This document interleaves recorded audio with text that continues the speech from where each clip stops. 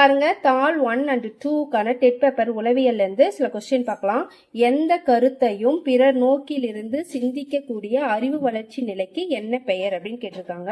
முறையான செயல்நிலை. சரியா? முறையான செயல்நிலை.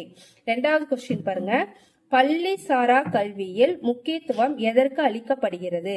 பள்ளி சாரா கல்வியில் முக்கியத்துவம் எதற்கு அளிக்கப்படுகிறது அப்படின்னா கற்பித்தலுக்கு. ஓகே, நெக்ஸ்ட், எப்பொழுது திட்டமிட்டு கற்றல் தொடங்கப்பட்டது அப்படின்னு கேட்டிருக்காங்க. திட்டமிட்டு கற்றல் எப்போது தொடங்கப்பட்டது அப்படின்னா 1950. நெக்ஸ்ட் பாருங்க, நுண்ணறிவு சோதனையின் தந்தை யார் அப்படின்னு கேட்டிருக்காங்க. ஆல்பர்ட் பீனே.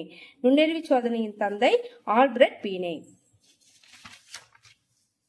நெக்ஸ்ட் பாருங்க, பாவ்லோ சோதனையின் மணியோசை என்ன அப்படின்னு கேட்டிருக்காங்க. செயற்கை தூண்டல். அடுத்தது, குமர பருவத்தில் மிகவும் வெளிப்படுவது எது அப்படின்னு இருக்காங்க. குமர பருவத்தில் மிகவும் வெளிப்படுவது மனவெளிச்சி குழப்பம். நெக்ஸ்ட், முறைசாரா கல்வி என்பது எது அப்படின்னா சமூக கல்வி. நெக்ஸ்ட், கல்வி எதில் மாற்றத்தை கொடுக்கும் அப்படின்னா நடத்தையியல் மாற்றத்தை கொடுக்கும். கல்வி எதில் மாற்றத்தை கொடுக்கும்? நடத்தையியல் மாற்றத்தை கொடுக்கும். கல்வியின் நோக்கம் சமூக முதிர்ச்சி அடைவதாக இருக்க வேண்டும் என்று கூறியவர் யார் அப்படின்னா தாகூர். ஓகேவா?